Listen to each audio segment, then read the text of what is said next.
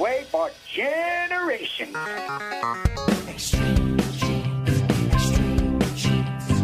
Dates in the Bible don't quite match the marriage certificate.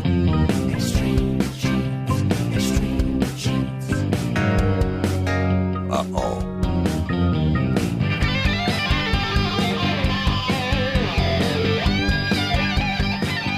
Hello, Genies, and welcome to America's Family History Show, Extreme Genes and ExtremeGenes.com. It is Fisher here, your radio root sleuth, on the program where we shake your family tree and watch the nuts fall out. And this episode is brought to you by Relative Race on BYU TV, Episode 4 this weekend, Sunday night, 9 o'clock Eastern, 6 o'clock Pacific. And we've got some great guests today. One of them is Julie Schablitsky.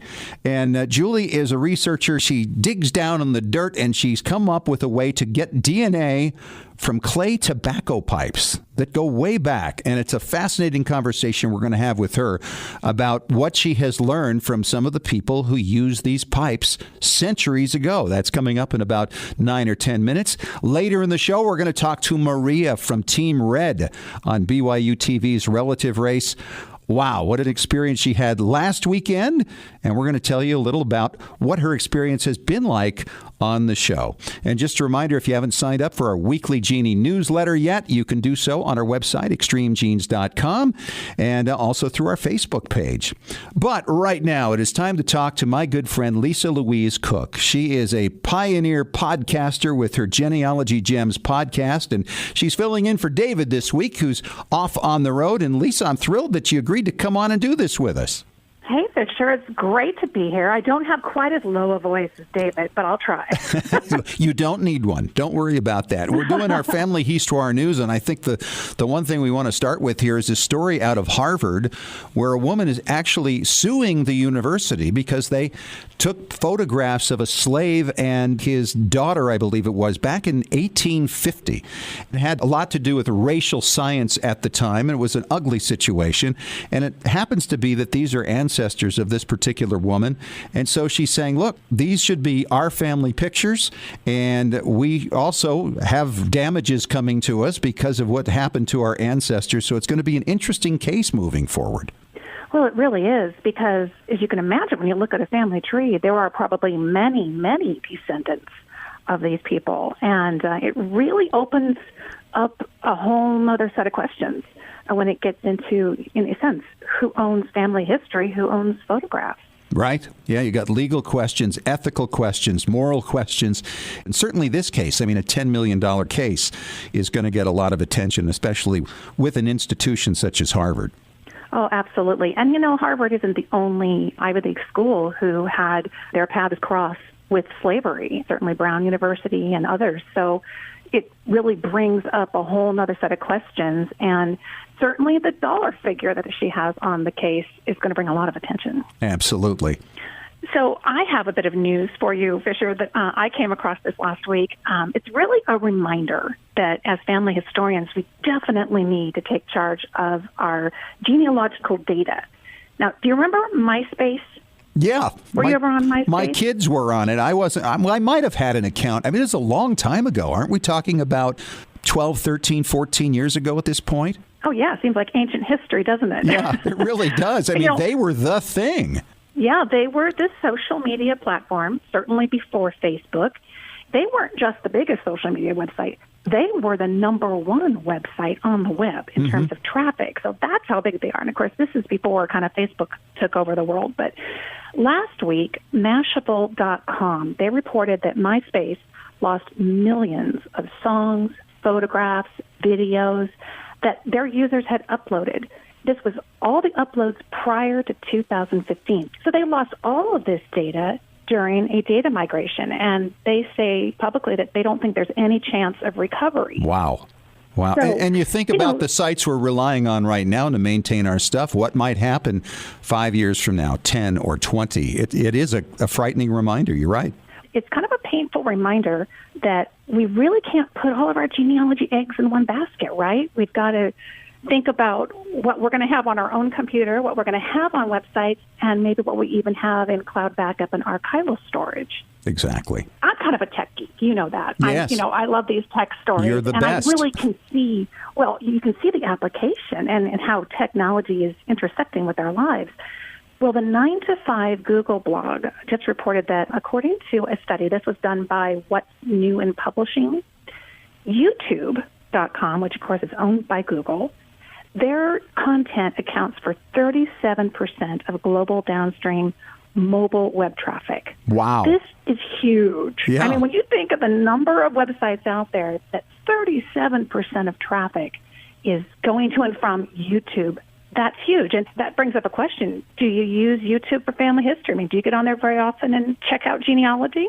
I have found genealogy on there. I found a video of my father from 1936 in a big band, and it was the biggest shocking find of my life. Who knew? Isn't that the coolest thing? Well, and that's what's happening is people have been digitizing their photographs. They're getting those online for the last decade or so, but really it's home movies. It's all the old newsreels that were shown before movies in the theaters. All of this.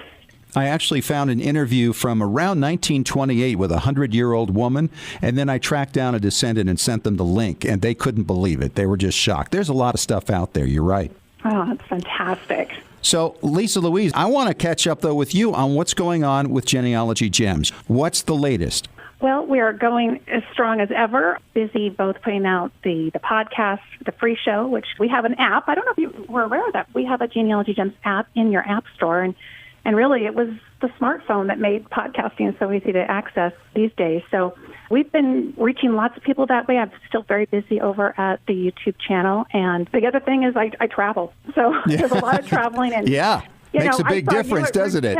And it does, and it's a great place to pick up wonderful interviews with other genealogists. So all of it's keeping me very, very busy. Yes, absolutely, and I really appreciate you taking the time to do this. I know David appreciates it. He didn't know what would happen, but here you are. So thank you so much, Lisa Louise Cooke from Genealogy Gems, and we'll talk to you again soon, my friend. Thanks so much. Talk to you soon. And coming up next, I'm going to talk with Julie Schablitsky. She's made an interesting discovery about clay tobacco pipes and what might be in them. That's coming up in 3 minutes on Extreme Genes, America's Family History Show.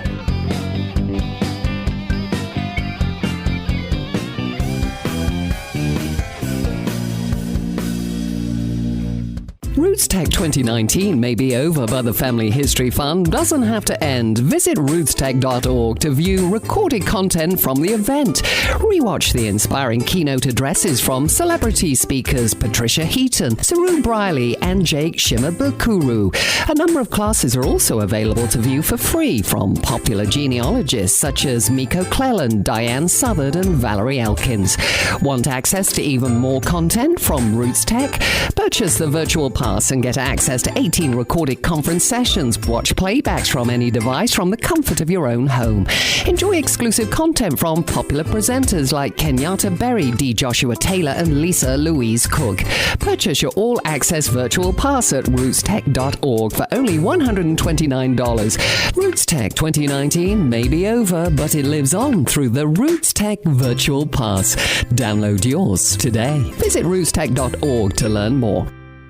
Well, Genies, I got to tell you, I watched episode 3 of season 5 of Relative Race on BYU TV the other night, and I'm really getting tired of having to ask my wife to pass the Kleenex. I'm a very manly man. I don't cry much, but when Team Red's Maria got to meet her birth mother for the first time and saw pictures of her dad for the first time in Roanoke, Virginia, that was it.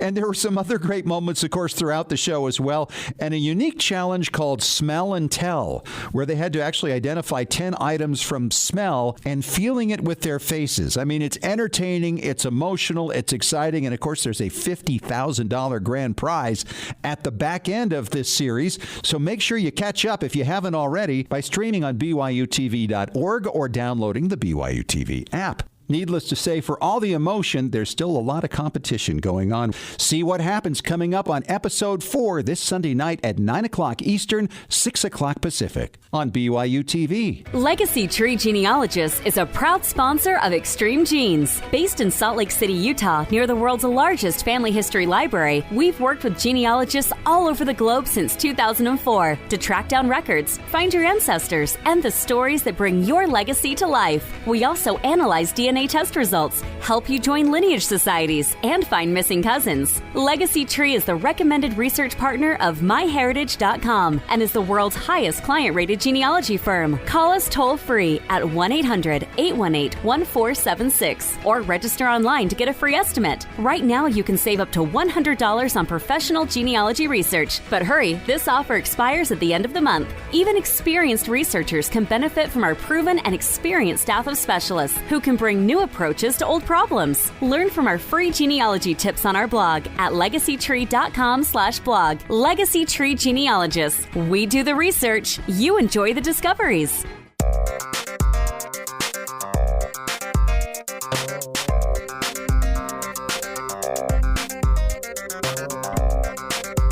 Hey, welcome back to America's Family History Show, Extreme Genes and extremegenes.com. I am Fisher, your radio root sleuth. And it wasn't long ago I was reading an article in The Atlantic about a fascinating study of old clay tobacco pipes that have been found, of course, all over the place, dating back to the 17th century and the 18th century and the 19th century. And because they're porous, they actually maintained a lot of the saliva that wound up in them, and now they're getting tested. And one of the people who is testing that is my next guest. She is Julie Schablitsky. She's an Oregon native. Where are you living now, Julie? Where are you working? I'm in Maryland now. Okay. And the ground's getting softer, and the weather's getting a little bit warmer, and I bet you're just finding more and more stuff.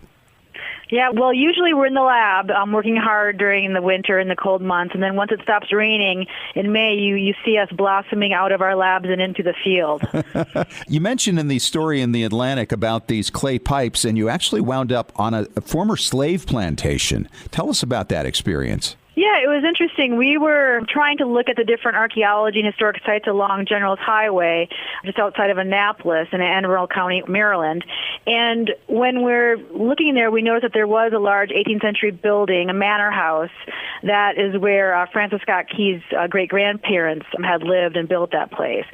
Well, when we started excavating around it, we were hoping to find evidence of their history as well as Rochambeau, the French commander that was part of the American Revolution. And unfortunately, we didn't find any evidence of Rochambeau or his men and women in their camp. But what we did find was kind of exciting. We ended up finding the outline of a stone foundation.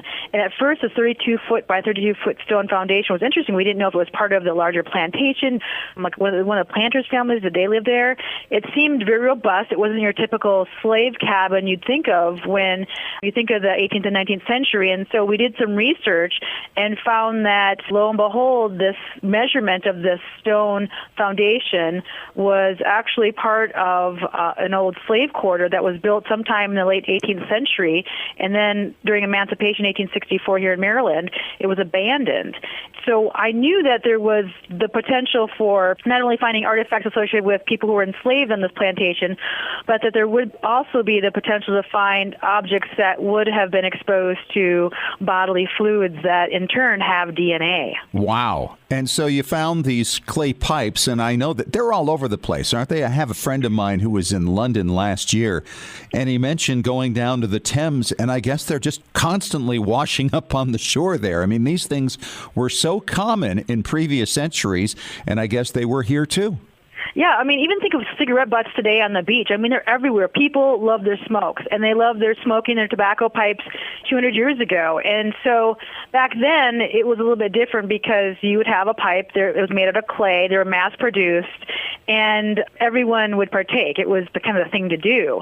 And so whenever you're at a place where someone had lived for years, whether it's an industrial site where there was a mill and you had men working, or perhaps you were in a home of some type, outside and inside, and you could find and run across these broken clay tobacco pipes. I noticed your comment in there that it's hard not to find them in the course of your research and your digs. Absolutely. These clay pipes are everywhere, and when you find them, they're not always whole. They're usually like in 1 or 2 inch pieces, especially the stems that easily broke once they dropped and hit a brick floor or stone.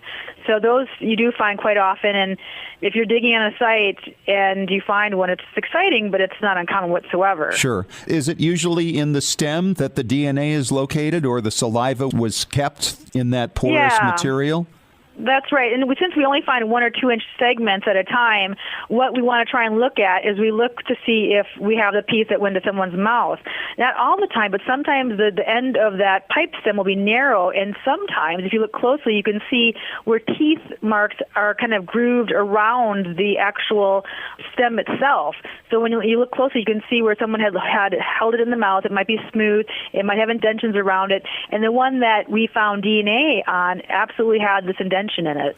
Now, you mentioned earlier that they kind of passed it around. These things weren't necessarily just unique to one person. They could have been shared by many, right? Absolutely. Hygiene isn't what it is today. Back then, you shared your pipe and you also shared your toothbrush. It wasn't, yeah, I know, gross. But it just wasn't uncommon for it to happen. You could potentially have a couple different people's DNA on one, whether it was a syringe, whether it was a pipe stem, or whether it was a toothbrush. So is this common then to find more than one DNA profile on a clay pipe? Well, I dabbled with DNA on artifacts back in 2004, and I looked at a syringe. Back then, glass syringes during the 1870s would have had copper alloy needles that you would change out, much like if you've ever had a razor and you've changed razor blades from it. It's the same type of thing. You just kind of swap out the sharp needle point. And I did the same thing back then, but DNA analysis 10, 15 years ago only could give us whether or not I had a man or woman, perhaps multiple profile people on it. And it could also sometimes tell me if I had a rare allele variant. Sometimes that rare allele variant was more common in specific ancestral groups like Africans. So I have dabbled in this before, but to be able to find where people are coming from in the world down to the community, like the Mende of Sierra Leone, that's where you can really say something important that's different today. Now, that was one of these pipes. You found like 4 of them, right? As I recall, you went and actually found the DNA profile on just one of the 4, and it was a partial, and then you had to work with another lab that works with those. How did that go? Well, I anticipated finding these pipe stems. When I was digging, I made sure that I was digging slow enough and that when I saw one of these bright white pipe stems sticking out of the soil that I kind of stopped. I went ahead and grabbed and I gloved up like I was going to surgery, and I would take it out slowly out of the ground, map where it's coming from, and then I wasn't going to send them in right away, but I didn't want them to condense and have the DNA break down anymore. So I went ahead and I threw them in my freezer at home to stop any further degradation. Who knew that these ancestors of somebody's was out there actually doing DNA kits, right? Just spit in a cup, except in this case it was just a clay pipe. You send these things in, and then you did the DNA profile, and what did you learn from that one? Well, I sent them to Dr. Ripon Molly at the University of Illinois. I said, listen, I've got these tobacco pipes. I want to see if we can find some human DNA on them. And he was dubious. But he said he agreed that he would try. He had a grad student, Kelsey Witt, and so I sent them to Ripon. Months went by, and all of a sudden I got an email back, and he said out of the 4 pipe stems that I sent in, 2 of them did have DNA on them that survived, and one of them had enough that he thinks that we could possibly get an ancestry from it. And that's when he talked to his friend in Copenhagen and said, listen, can you go ahead and look at this profile and let me know where in the world, who they're most closely related to? So that's when it kind of all kicked off. And again, more months went by, and then we started getting this information coming in, and we're all kind of shocked and we're excited. And that's when we got together and did co-author that paper that recently came out. And now you're seeing that the person who used that pipe was potentially from Sierra Leone, or their ancestry was. That's unbelievable. Yes. So it certainly kind of validates that it was a slave. Well, it doesn't validate it was a slave. What it does tell me is that the context from where it came from does say that. But whenever you look at a pipe stem, you can only say that this person was of African ancestry or was, most closely genetically related to the Mende of Sierra Leone of West Africa in this case. It doesn't say she was enslaved. it does just tell me that that's what her ancestry was. Sure. But if you take that smoking pipe stem, if you will, and you link it to a place where there were slaves living, and we have both archaeological material as well as the archives that state that there was a slave quarter at that location, all those multiple lines of evidence do state that this person was likely enslaved. That's just incredible. And you're finding more and more things like this, people who are in the same field as yourself, things like tar and things that people chewed on anciently that are leaving their DNA in there. So it's not just bones anymore that can kind of give you this experience. Yeah, exactly. You can begin to ask different questions, and you also have a different sort of database or group of items to begin to talk about. So we don't have to go to a cemetery. We don't have to rely on looking at people's ancestors for these sorts of answers. We can maybe begin to look at these inanimate objects, these false teeth, tobacco pipe stems, objects that came into contact with blood, saliva, or any other body fluids that have DNA, and begin to extract that data from those. It's less invasive. It's less personal in some ways. And so it does give us another set of information to work with. Boy, what an incredibly fun thing to do, and we look forward to seeing how this expands. It'd be interesting if you're able to actually tie this clay pipe to someone living today as a descendant or relative of the person who smoked it back in the 1800s. Well, that was the first reason I looked at this. We had a known descendant community who was there, who was with us on these discoveries. They were descendant for the people who were enslaved there at Belvoir, and they were hoping, how do I tie myself personally to this space and time? So that was really the reason behind doing this and looking at the DNA. But unfortunately, the DNA, once it comes out of the body, it begins to degrade very quickly, whether it's from heat or sunlight or just the wet and the dry and the wet and dry of an object, or whether it's human skeletal remains. And once you get that degradation, you stop being able to have the flexibility in getting and being able to trace that and match that back to a living descendant. But instead, we had to walk away with a consolation prize, which was the sex of the user. She was a woman, and that she was most closely genetically related to the Mendi of Sierra Leone, West Africa. And we were happy with that because it did give us something that we didn't have before, and it also showed other colleagues the potential of what we can do with not just our site and at Belvoir, but what people can begin to do across the nation and really across the world with artifacts. Wow. She's Julie Schablitsky. She is an archaeologist with the Maryland State Highway Administration. Julie, thanks so much for your time and sharing with us this exciting stuff that one day could tie into the genealogy community. Well, thank you for having me. I enjoyed it. And coming up, he was a performer at Roots Tech in Salt Lake City, Utah. And of course, we all know him from Dancing with the Stars. Hear my conversation with Derek Hough coming up next in 5 minutes on Extreme Genes.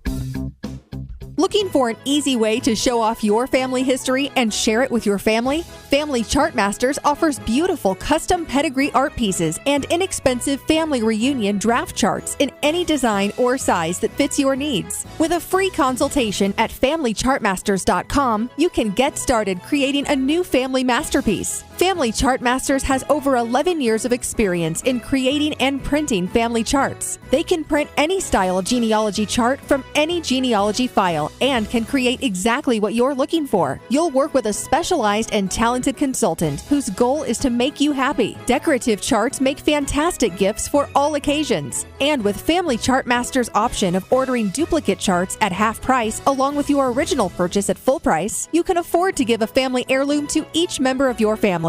Contact Family Chart Masters today at FamilyChartMasters.com for your free consultation. Family Chart Masters will give the greatest care to your family history. Scientific studies have proven that youth who know even a little bit about their family history perform better academically and have a greater sense of personal confidence and stability. Genealogy is its own incredible superpower that arms our children with super strength. But how do you get your child or grandchild interested in studying their family history? That kind of stuff is just for grandmas, right? Not anymore. ZapTheGrandmaGap.com leaps the generation gap in a single bound. Author Janet Havorka provides you with useful and timely advice on helping the young people in your life become engaged in their own family history. Janet has an entire collection of books to inspire the young and the young at heart in fun, interactive ways. She also offers creative tips and advice on her blog and in her free weekly newsletter. Stop by zapthegrandmagap.com today to sign up for Janet's free email newsletter with 52 weeks of easy tips, free downloads, and order your set of resource books and workbooks.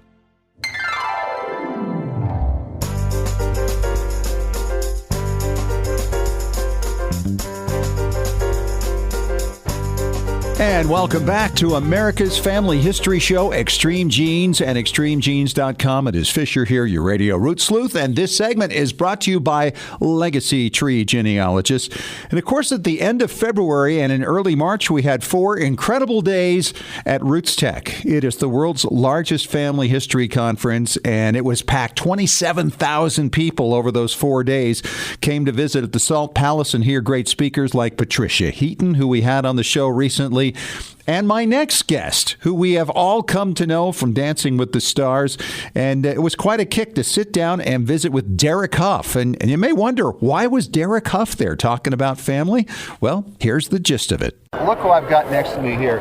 Yes, Hi. It's the big brother of Julianne Hough. That's it. That is my title. Indeed it is. Yes. How are you? Good. How you Good doing? to see you, Derek. Nice to see you. And welcome to also, Roots I Tech. might say the younger brother of 3 older phenomenal sisters as we well. don't know them.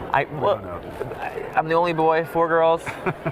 I became a dancer. Who would have thought? Exactly. Well, two Emmys. Yeah. 6, what is it, the Golden Ball? Yeah. I mean, the Mirror Ball trophies. Mirror yeah. Ball, yeah. But yeah, they're gold in my eyes. Yes. Yeah. Exactly. And, I was just looking at your history. I mean, you spent, 10 years in London? Yes. And then came right over here and started doing Dancing with the Stars. I did, yes. Long story short, I'm from Utah. Yep. I'm from here, and it's a beautiful state. I love it here. It's my hometown. I danced in Orem at a place called Center Stage. Got into it there. Didn't want to go dance, by the way. Didn't want to go. I was like, this is dumb. This is for girls. And oh my gosh, kicking, screaming. My mom made me go, and thank you, Mom, for making me go. And fell in love with it, and then had the opportunity to move to England and train and become a world champion and do West End and musical theater and then eventually getting the opportunity to come to do television in America. So it's been an amazing ride, I have to say. I mean, you're very young still. I mean, you've got to look back at it and just go, wow. It's wild. Sometimes you forget. You're kind of wrapped up in what's next in the future. Sure. Right. You're kind of wrapped up like, okay, where am I going? What's next? And sometimes it's nice to pause and be like, where did I come from? What's this journey been like? And connect the dots and think, and how much grace was involved in that journey. And if one of those things would have been different, then things might have been different now. Everything would have been different. So it's extraordinary. And speaking of dance, my whole genealogy, my whole family history, dancing is such a huge part. Really? Huge. Go back. Tell us about some of your people. My people. Well, I tell you what, I don't know the specifics, but my dad certainly does. But I will say, just be general with it, that my grandma and grandpa, they danced together. Really? It was a ballroom thing? Yes, they were dancing together. And then my mom's parents, they had a dance studio as well at one point. Oh, wow. But more importantly, my mother and father met dancing at Rick's College. And it was because they met dancing. So if it wasn't for dance, I literally would not be here. I owe my life literally to dancing. So culture certainly has played literally into your whole DNA. It certainly is. Okay. Yeah. And then it continued on down. And when you think about that, and that's why you're here, of course, talking about the culture of family, and certainly international culture is involved in this, and song and dance. You are a singer too. I heard you humming as we were warming up here. Yes, I sing. It's all part of it, for me. I play, I play drums, guitar, and piano as well. And just creating, being creative is so important to me, and it's something that I feel most like myself when I'm creating something. And it doesn't necessarily have to be in the arts, it could be in any shape or form. But I feel like it's such a gift that we've all been given, is being creative. And I think that when we tap to that, we connect ourselves to something greater. Yeah. Do you have an awareness of your family tree? Have you ever played with it? I tell you what, this is a true story. So at the Grammys the other night, Kelsey Grammer came up to me, and he goes, stop. He goes, Derek. He's like, we're related. And so he's like, I did my family tree, and there you were. Wow. The Hough family. So we're like long lost cousin. Had you known him a long time? No, I've never met him before. Does this change anything? Just the fact that I'm related to Frasier, I guess. That's pretty, hey. Which you grew up watching. Yeah, That's exactly. got to be amazingly fun. So do you have a family historian in your group? Has there been one person who's shared stories with you through the years? Well, actually, so you obviously knew about your grandparents and all this. Yes. Well, my grandma and grandpa Hough on my dad's side, they actually, I want to say they served a mission, 2 years in Salt Lake City, and one of their main roles was working in the Genealogy Center. So every time I see, my grandma, it's always, so you're third cousin or you're this, and she's sharing with me like all this information. Of course, I'm trying to follow, of course. Yeah, right. And also polish, old memories of hers and things, which is very important as well, because I think that, we kind of focus on what's kind of bad, right? Or we have, unfortunately, in this sort of day and age, a lot of focus in that. And, what's bad is always available, but so is what's good. It's always available. And especially when we look back in our past. And, we tend to sort of focus on maybe not so great things. Sure. But I think it's very important to polish those good memories. To edit, to edit, and not to forget those great moments. So, yeah. Have you found that your life has accelerated to a pace, obviously, that few people would ever experience? I mean, all over the world, and the demands on your time. And I would imagine just trying to eat at a restaurant. I mean, it's got to be an adventure sometimes. Do you find that you draw strengths from some of the stories of your people before you in terms of keeping you grounded to who you are? I think in general, my family has always kept me very grounded.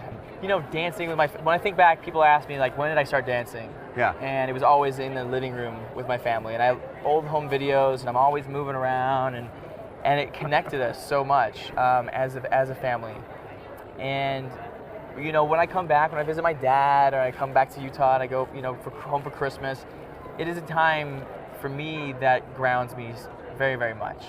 And it just sort of reminds me sort of where I'm from and the importance and just in life in general. I feel like, I think especially being an entertainer, it can often become about me. Well, and it does for a lot of entertainers. Right. And it's sort of reminding yourself that it's about we. It really is. And it's about, the secret to living is giving. It really, and when I sort of made that transition, for it wasn't about being the best or being champion, and it's all about me. When I changed that, it certainly gives you a more sustainable fuel. Yes, that's right. Because when you have those down times, I mean, every career in entertainment has a period, sure, that you have to recover from at some point, and that's got to be really tough on the psyche. Yeah. To have that, that well-grounded family background and know that others have done it, you can do it too. Sure. Yeah, absolutely. Get through the whole thing. Well, we hope you have a great performance tonight here at Roots Tech. Thank you. Have a great time. Yeah. Derek Hough, thanks for joining us. Thanks so much. Appreciate it. It's good to see you. Thanks, mate. So do I have the coolest job in the world or what? To get to talk to these people. Good stuff. Thanks so much to Derek Hough for coming on. And we're going to have more guests who are keynote speakers at Roots Tech coming up in the next few weeks as well on Extreme Genes. So stick around for that. And don't forget, coming up in October, Roots Tech heads to London. It's going to be fantastic. And for those of you who listen to Extreme Genes across the pond, that might be a simpler way for you to take advantage of all that Roots Tech has to offer. It's going to be a lot of fun. And it's the first time. How cool is that? And coming up next on Extreme Genes, we're going to be talking to the woman who made me cry during relative race this past week. Now, I don't cry very easily. I'm a very manly man, but she did as she met her birth mother. And we're going to talk to Maria from Team Red from New York City coming up here in just a few moments as we enjoy Season 5 of Relative Race on BYU TV. Of course, the next episode's coming up this weekend, Sunday night, 9 o'clock Eastern, 6 o'clock Pacific, so make sure you take advantage of that. My visit with Maria is coming up next in 3 minutes on Extreme Genes, America's Family History Show.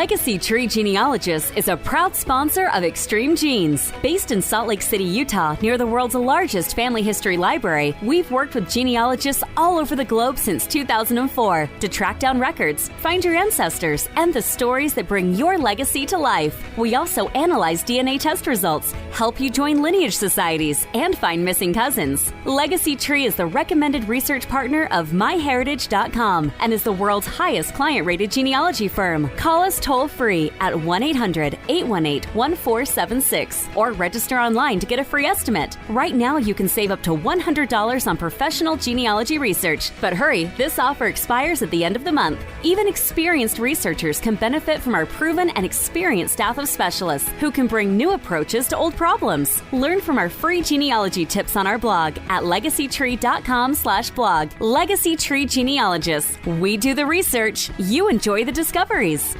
Roots Tech 2019 may be over, but the Family History Fun doesn't have to end. Visit rootstech.org to view recorded content from the event. Rewatch the inspiring keynote addresses from celebrity speakers Patricia Heaton, Saru Briley, and Jake Shimabukuro. A number of classes are also available to view for free from popular genealogists such as Miko Cleland, Diane Southard, and Valerie Elkins. Want access to even more content from Roots Tech?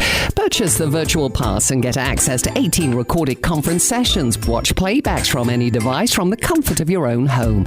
Enjoy exclusive content from popular presenters like Kenyatta Berry, D. Joshua Taylor, and Lisa Louise Cooke.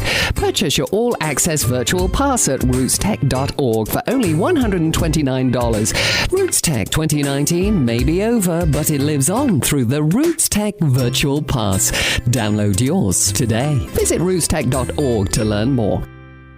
Hey, Genies, Fisher here with a shout out to our Patrons Club members at patreon.com/Extreme Genes. This is where friends of the show support Extreme Genes for as little as $1 a month, all the way up to the cost of a very nice burger each month. I mean, a really juicy one.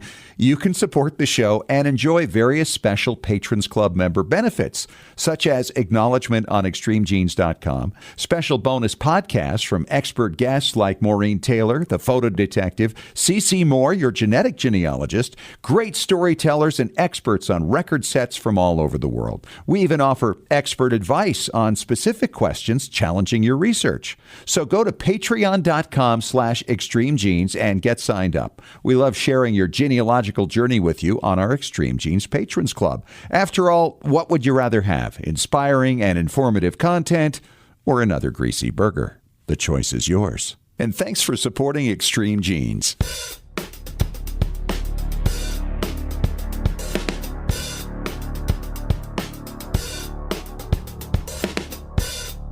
Well, Season 5 of BYU TV's Relative Race is on again, and 4 weeks in the books, and I've got a member of Team Red on the line with me right now. She is Maria from New York City.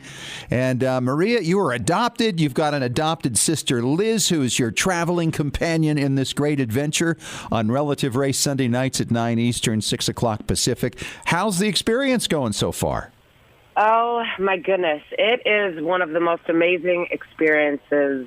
My sister and I are so thankful for the show, though, just because I've never found my birth parents. And if it wasn't for the show, it wouldn't have been possible to find the people I would have found and to experience the race and everything that comes with it on top of that, which you don't realize is very stressful and very crazy, because you think, oh, you're just running around, you're driving, and then you go meet this family. No, it's not like that at all. Like, it's a lot of stress. You don't know where you're going at all. Any mornings, you get a text, and then you just have to drive. But, we don't know which direction we're going in. Yeah. Every night, I would map it out, because I've watched other seasons. So I would tell Lizzie, okay, this is what we have to do. We have to grab this map, and this map, because we're only going to probably drive, 4, 5, 6 hours. So these are the directions we could possibly go. So there's a lot that goes more into it. That's a lot of behind the scenes stuff. And I wish they could definitely show that, because Lizzie and I kept just saying after the show, we're going to need therapy. We're going to need, oh gosh. Now, wait a minute. You guys are both from New York City.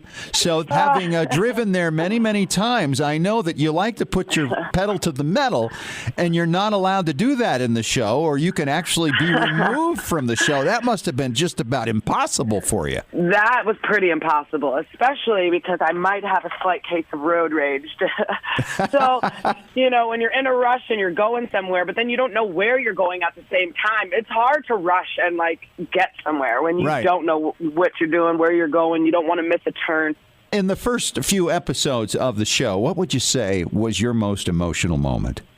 In the first 2 episodes, definitely meeting Adeo was the most emotional, because not only did we thought maybe he could be an uncle or something, I thought about, I could probably have brothers and sisters, but I didn't know who the show would pull out, who would pop out behind those doors. So, that was very emotional, very amazing, emotional, crazy, all at the same time. And then to find out he's one of 10. Yeah. I could not believe my birth mother. She is Superwoman. What? Yeah. That is insane. I literally asked him, I was like, wait, do you have all the same parents? There's no way. Wow. And it was so crazy. And your picture that he put in there with all the others, all in red, it was just the most amazing thing. That was even freakier. My sister made the observation that they were in red shirts. So I immediately look at Adeo, and I'm like, did you plan this? Did the producers tell you to do this? For Team what, Red, what happened? And they said no. And then it's funny, I had got actually in contact with an aunt on their side, and she was telling me that they always used to dress up when they were younger and stuff. And, since there were 10 of them, it was easier for my birth mother, Sharon, to have them all in the same color to find them whenever they went on trips and stuff, or where they just went on outings. Wow. So I was like, oh, okay. Did you find that your perspective on the program changed from maybe that $50,000 big payoff to something entirely different as the show went on? My sister and I, we totally forgot about the money aspect of it all. We're both competitors, so just winning and the race part, finishing each day one at a time, was what our focus was on, because you can't just get to the end. She's Maria from Team Red on Relative Race on BYU TV. It's Season 5 going on right now. Catch it every Sunday night, 9 o'clock Eastern, 6 o'clock Pacific. Thanks so much, Maria. Appreciate your time, and good luck to you. Thank you. We'll see what happens. Yes, stay tuned. And Tom Perry, our preservation authority, is coming up next on Extreme Genes, America's Family History Show, in 3 minutes.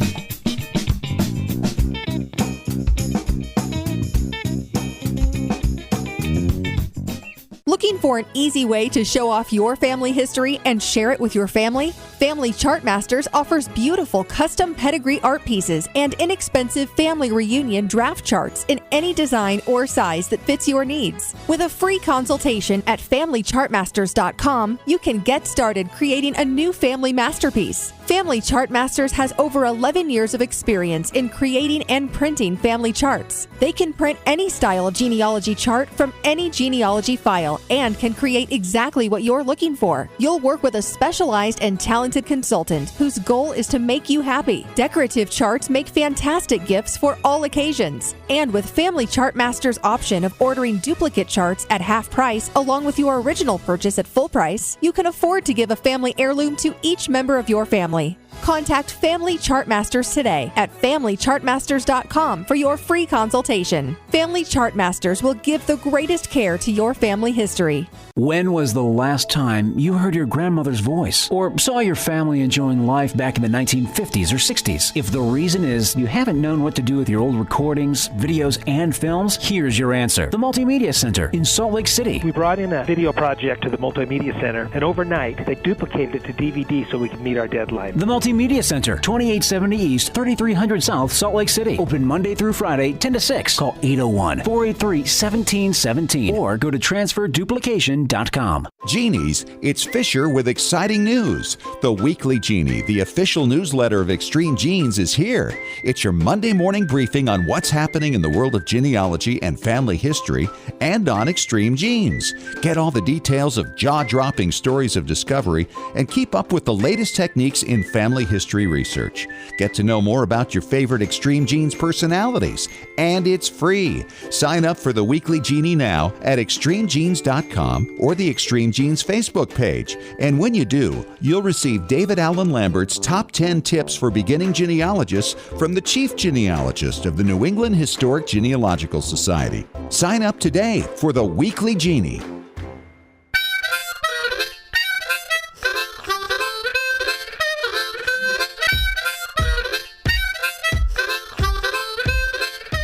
Back at it on Extreme Genes, America's Family History Show, and extremegenes.com. It is Fisher here, your radio root sleuth. Time to talk preservation with our good friend Tom Perry from transferduplication.com. And Tom, boy, there's a lot going on right now in the Midwest. We talked some about it last week, and about, obviously, this is a great reason for a lot of people to do a lot of scanning and digitizing. But right now, there are more immediate issues relating to, like, what happened in Nebraska. Oh, absolutely. This is a time when you can't take the time to get your scanner out and do these different things. You've got so many things going on right now. What your number one concern is to stop mold growth and stop photos sticking to each other. So it's something you need to do quick, fast, and do it right now, and then worry about the scanning and everything else later. Yeah, you think about what's going on. I mean, this can lead not only to mold, but to the bugs, and obviously you're going to have water damage. I've gone through water damage on personal photos and items, and it's devastating. It took me a long, long time to get over some of the things I lost in a flood once back in 2001. So there are places, though, people can go to get advice when it comes to some of this stuff. We have a lot of things on extremegenes.com where you can look up past podcasts that we've talked about these things. Also, if you need to call somebody, you want a professional conservator to help you, you can go to culturalheritage.org, type in your zip code, and they'll tell you who's the closest. So, for instance, in the Midwest, I know there's some people in Tulsa, Oklahoma. There's people in Overland Park City. A lot of these people travel, so you need to get a hold of them if it's something out of your wheelhouse and you feel uncomfortable doing. But the first thing you need to do before you call anybody is try to stop the mold growth. And you even talked about insects. Mosquitoes come out so bad right now, and they lay larvae. And if the larva gets on your photographs and your negatives and then dries up, it's going to be almost impossible to get them off. A lot of Photoshop redoing if you do that. Well, and of course, there's all kinds of stuff that can get into the water that actually damages your photos and leaves dirt on them as well as the mold. So when you go through all this and you think about the impact of it, I think obviously you can replace certain things, but photographs and audio tapes and home movies and home videos, those things are practically irreplaceable. Absolutely, and that's why you want to work immediately. If you have the time, get some distilled water. If you can't get distilled water, get clean water, and somehow, rinse them off softly. Don't just pour it on. Put them in like a tub of water and kind of soak them through that. If they're photographs, make sure you put something between them, like glass or something that's going to keep them from sticking to each other, or polyester, or lay them out flat so they can dry. Even if they curl, you're going to be able to get in and do something later. If you don't have time to do that, you want to stop them how they are. And I prefer refrigeration. If you can't do that, freezing is a good way to do it. And it can damage sometimes, but it's not going to be as bad as the mold. So get them in like one of those Foot Locker type freezers that are very inexpensive, and just put them in there and freeze them. Even if you have an old one that doesn't work, if you can get it somewhere where it's not right in the hot sun, put them in there, shut it up. At least that's going to keep insects and bugs and things like that from going into it. Get long grain rice, put it in a cheesecloth, tie it with cloth, put it inside your freezer or in your bag or wherever you're storing these things to absorb the moisture. But the biggest thing is you want to suspend them right now so they don't get any worse. Yeah, and I will add to this, too, that I was able to actually restore many of my water-damaged items years ago when I learned that there were machines in these craft shops where it can relax the paper, and then they can actually attach it using acid-free glue to foam core. And that has made a huge difference for me. In fact, some of them came out better than they were before the water damage. So it's a lot to think about. And Tom, once again, that site is culturalheritage.org, right? Correct. All right. Thank you so much. And we'll talk to you again next week. My pleasure. Well, I got to tell you, sometimes I wish this show could go 3 hours. I mean, there is so much ground to cover. If you missed any of it, make sure you catch the podcast on iHeartRadio, extremegenes.com, and iTunes. And don't forget to sign up for our weekly Genie newsletter. It is absolutely free. We give you a blog each week, a couple of links to past and present shows, and links to stories we know you'll be interested in. Talk to you next week. Thanks for joining us. And remember, as far as everyone knows, we're a nice, normal family.